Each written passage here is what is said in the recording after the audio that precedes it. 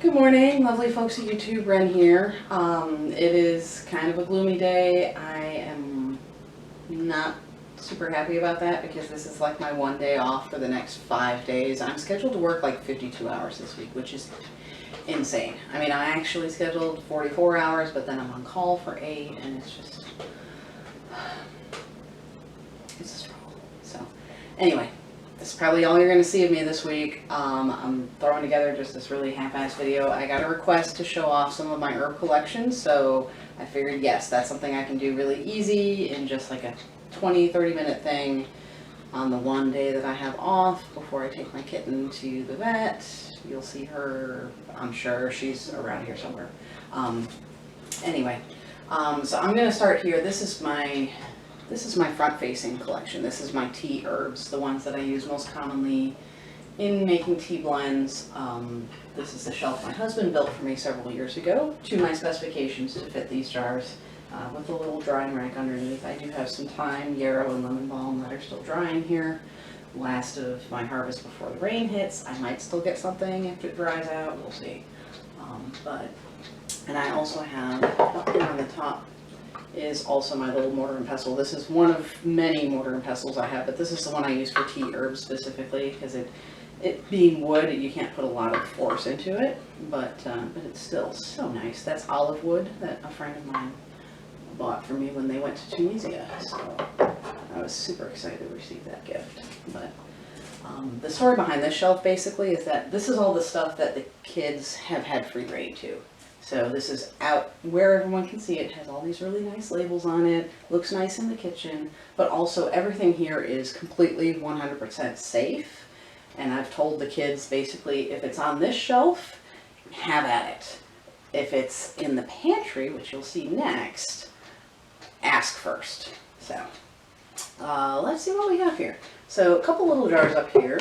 We have just a little jar of horehound, which is surprisingly bitter, and then a little jar of cinnamon chips, which these are my old cinnamon chips that I need to work out and get rid of because I have better cinnamon in the pantry now.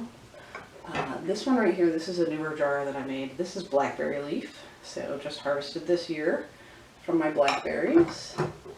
This one is hyssop, true hyssop, Hyssopus officinalis. This one is anise hyssop, which I don't have very much of, and I couldn't grow it this year because it was too wet. The kids got something on that jar. Anise hyssop is Agastache funiculum. Delicious herb, absolute bee magnet. I highly recommend growing it if you can. I haven't had much luck this year, but this is my rose hips. This is not from my garden. This is bought from online because my garden has not been producing rose hips the past couple of years. I mean, they have, but only like, maybe 20 or 30. So if I need a quantity, then this is actual tea. Obviously, although I have a tea plant, the Camellia sinensis, I have not harvested it yet because I just haven't gotten big enough. There's not much in there. This is green tea that's in there. I'm probably going to just use up the rest of this and replace it with black tea because I like black tea better. This is peppermint. Everyone knows peppermint. This is hibiscus, also not grown from my garden, just bought, but it is so good. It just has that nice, delicious, tangy, almost sort of cranberry flavor to it, fruity, and then makes that really nice ruby red color in your teacup. So this is, nope, that's lemon balm.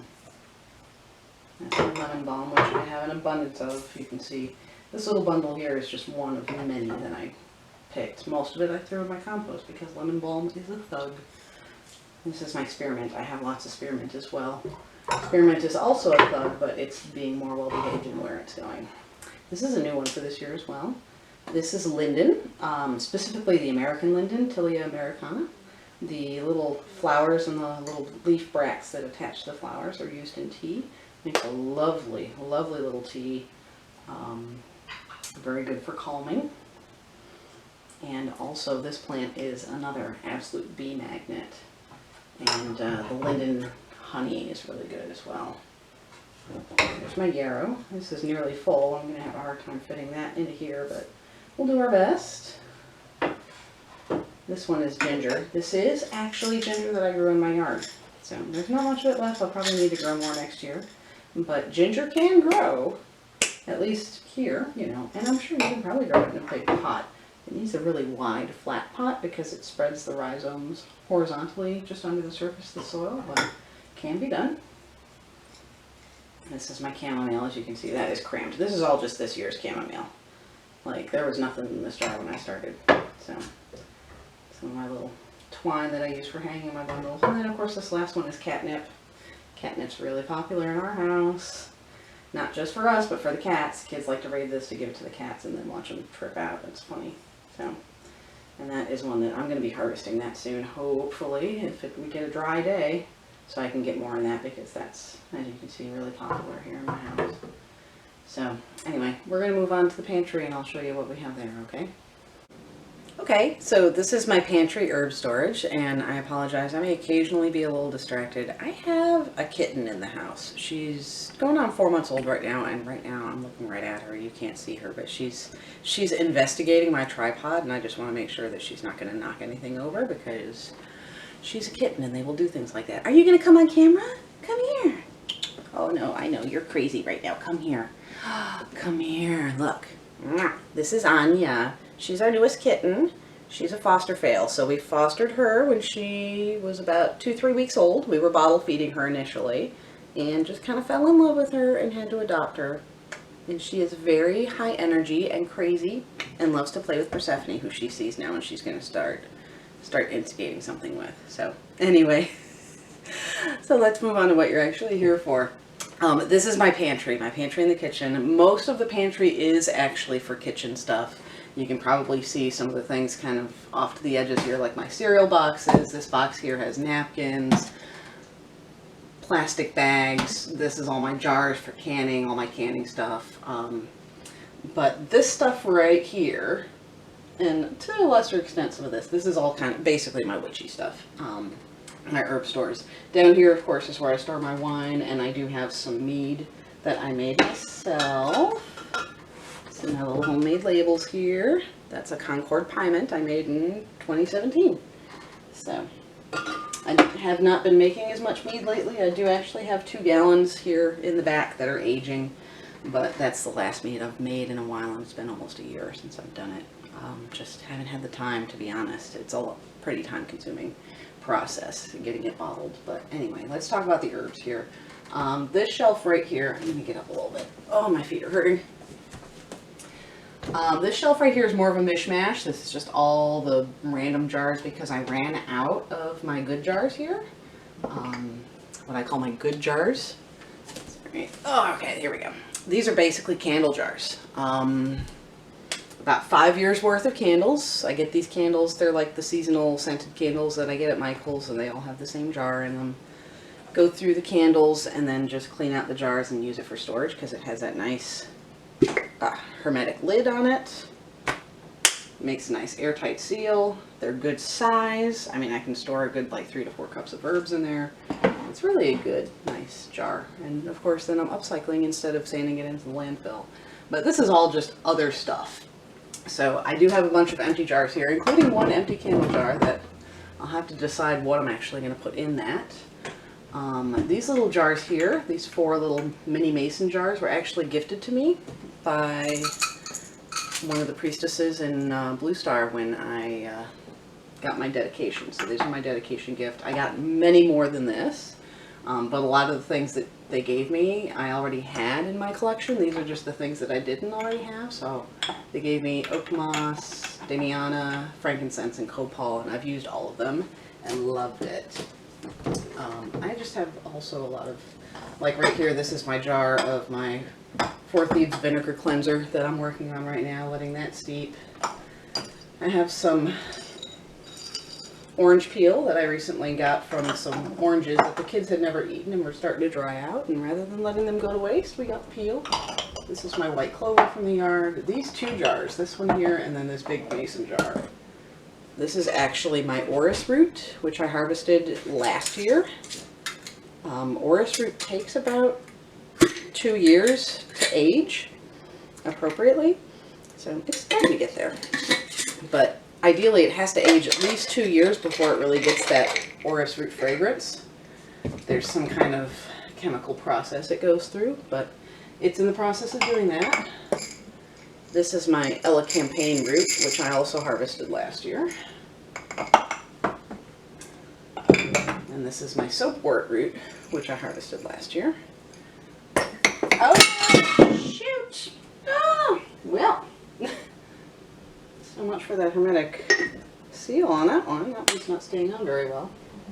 Luckily, nothing was broken.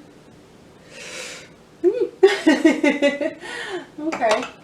Bit of a butterfingers here. You can tell I haven't had all my coffee yet. What else do I have in here? Oh, this is clary sage. Way back here I have some gardenia flowers. Dill seed. Have not intentionally grown dill in my garden in a long time. Dill just happens. There's a reason we use this plant for fertility and abundance, because it is abundant. If you ever plant dill once, you will have dill forever. So I do have the seed from it. Mostly I just use it for pickles, but if I ever needed it in magic, it's there. That's the wood polish my husband made. I have a little bit of sweet almond oil that I use for salve making. This bottle way in the back here, I'm not going to bring it out because... Oh, good morning. I was going to stay quiet. Yes, one of my kids is back there getting coffee because it's morning. I'm not bringing this bottle out because I've already nearly broken something once.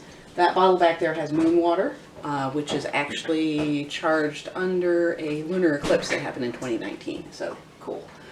This is my lavender jar, but it is currently empty. I've had to order lavender because my neighbor butchered my lavender this year, so this is just random kitchen utensils, but I do have a couple things back here, including my beeswax. I have my last little bit here, and then the big block that I'm going to use for the next time I make salves or wood polish. Some kitchen twine, juniper berries, and then a couple of tea blends that I made. And then down here are all these jars. This is 24 jars. All these ones, these 8 ones in front, are basically the ones that I use most commonly for kitchen culinary stuff. So I have my Ceylon cinnamon, bay leaves, rosemary, thyme, marjoram, Indian bay leaves, which are different from European bay leaves. This one is savory, and lovage are the 6 in front. And then I have, that's pennyroyal, rue, tansy, allspice, rosebuds. Hang on. I have to smell that every time I look at it because it's so good. Coriander, lots of coriander. I don't grow coriander. It bolts really fast here. But I do buy it, and I accidentally bought it twice because I didn't realize I already had it. So now I have a lot of coriander. This is tarragon. What is it way back here? Oh, that's sage. Look at how empty my sage jar is. There's like hardly anything in there. I have had the devil's own luck with sage. It just does not work well in my garden. I don't know why. Alright, getting way in the back here. This is cedar, specifically eastern white cedar. I don't grow that, but I do have it widely available in my neighborhood, and the plants that I walk by don't seem to mind when I pick just a leaf now and then. So, let's see. This is my wormwood here. Lots of wormwood. That's another one that has a really interesting smell to it. A little on the bitter side, a little sharp, but definitely invigorating. This is my calendula flowers, and these are all the ones that I grew this year before the rains hit and killed everything.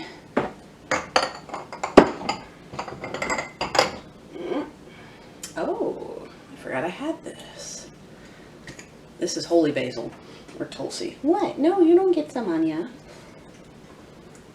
Yeah, I did not grow this year. This is last year's harvest, but I'm gonna have to use some of this. I forgot I had it. See, this is what happens when you have all these things shoved way in the back. This is my butterfly pea, and these are all ones that I've grown. I've now bought these. These are actually grown in my garden, and I am adding to them daily. That's what these little paper bags up here are actually my little flowers that I'm drying. You can see here. Come on, get a couple out.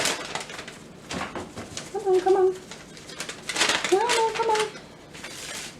There we go. See? These are nearly ready. So I make sure, no, get back here. I make sure that they're nice and crispy and fully dried before I add them so they don't accidentally mildew in the jar and ruin the whole batch. Just a little bit of verbena. This is verbena officinalis, not lemon verbena. This is another one that just hasn't been growing very well this year, and it did not grow very well last year either. This is my mugwort. As you can see, this jar is nearly full with this year's harvest, and I have a whole big bunch to fill up another jar or bag.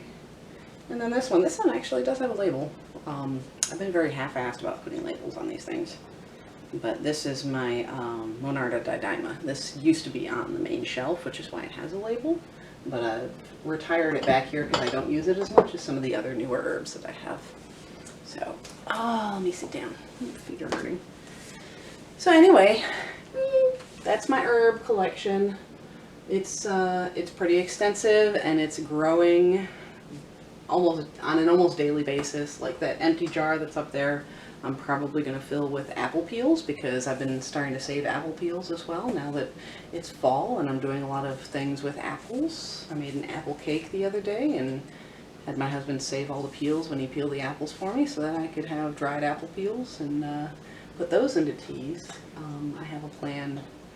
Sorry, my light in the kitchen is iffy, but yeah, I have a plan for a tea. There was a discussion on the Blue Star Facebook about teas and tasseomancy and the whole, you know, we get into these long-winded discussions that are all like super excited about all these things, and somebody mentioned the idea of making Sabbath teas and I was like, challenge accepted. So that's probably something I'm going to be working on, tweaking a recipe, and if I get something that's really good, then I'll be sharing that on YouTube in the future. So, but anyway, that's all I got on this gloomy morning. So, hope this video finds you well. Like, subscribe, etc. I gotta start remembering to show myself. Golly. Anyway, yes, and I hope this video finds you well, and I will see you again soon.